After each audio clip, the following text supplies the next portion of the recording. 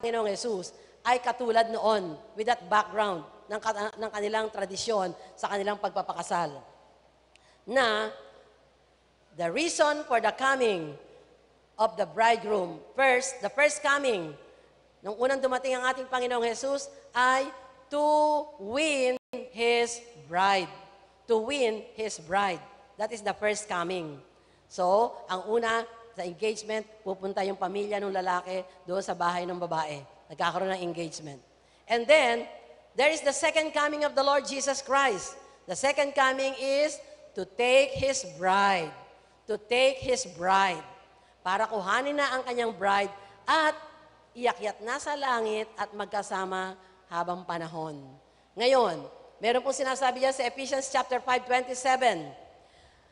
Pagbabalik ng ating Panginoong Jesus, ang kanyang kukuhaning bride ay, ang sabi po diyan sa Ephesians 5:27, the bride is, basahin po natin, that He might present it to Himself a glorious church, not having a spot or wrinkle or any such thing, but that it should be holy and without blemish. So, ang kukuhanin na bride ng ating Panginoong Jesus ay without spot, without wrinkle, at siya po ay malinis na sa harap ng ating Panginoon. Tayo yon!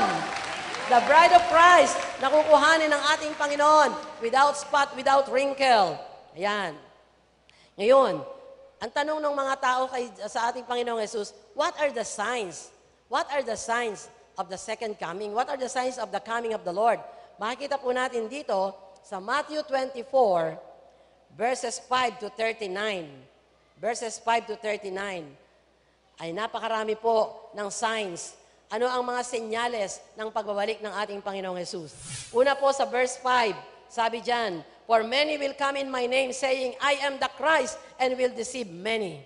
Doon po sa verse 6, and you will hear of wars and rumors of wars. Yan. In verse 7, nation will rise against nation, and kingdom against kingdom. And there will be famines, pestilence, earthquakes in various places. And verse 9, you will be hated by all nations for my name's sake. Yun ang last sentence. Ibig sabihin, dumarami at nagdadagdagan ang persecutions of the believers. And then in verse 10, sabi dito, many will be offended, will betray one another, and will hate one another. Verse 11, and then many false prophets will rise up and deceive many. Verse 12, and because lawlessness will abound, the love of many will grow cold.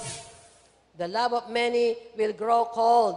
Ito po, ang ibig pong sabihin, because of the evil things going on in this world, merong mga mananampalataya na manlalamig. Sabi mo nga sa katabi mo, huwag kang manlalamig sa Panginoon. Huwag kang manlalamig sa Panginoon. Bakit? Anong sabi sa Revelation? Ang mga malalamig sa Panginoon ay isusuka ng Diyos. Ay, ang baho mo yun. Isusuka ka ng Panginoon pag ikaw ay malamig. Kaya walang manlalamig sa Panginoon. Yan ay tanda ng maling pagbabalik ng ating Panginoong Jesus.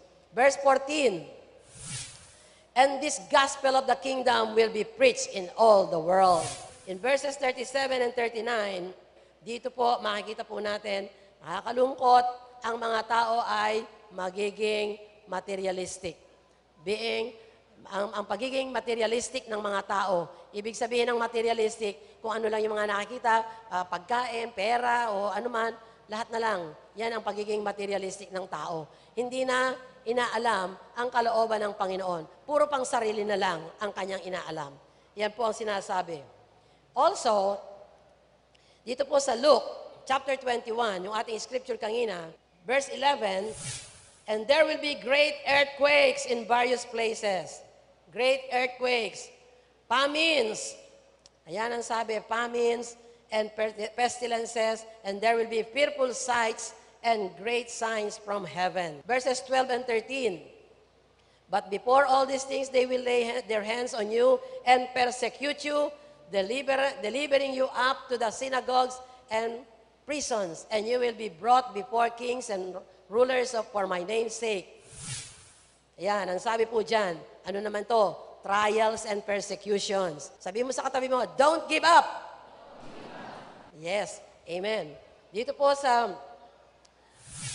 verse 15, ang sabi po dito sa verse 15, for I will give you a mouth and wisdom which all your adversaries will not be able to contradict or resist. Ibig sabihin niyan, the believers will be hated. Dahil ikaw ay mananampalataya, ikaw ay kasusuklaman ng iba.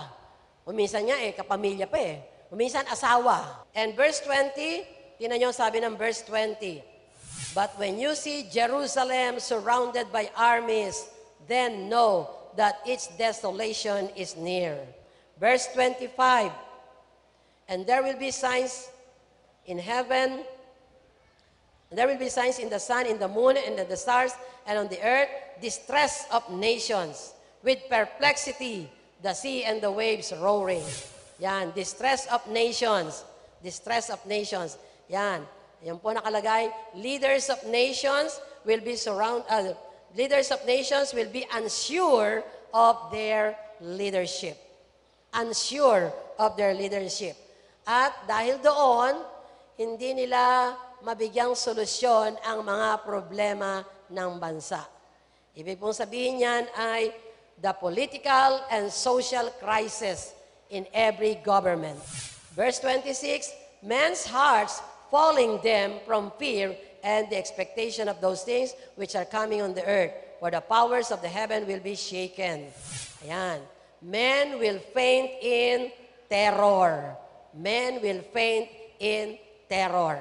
Kaya po, yan ay mga signs. Kaya mga kapatid, mga anak ng Diyos, huwag kang matatakot, huwag kang masisiraan ng loob sa mga bagay na nangyayari dahil yan ay tanda lamang ng pagbabalik ng Panginoon na tayong lahat ay Kanyang kukuhanin dito sa lupa para makasama niya magpakailanman. Amen.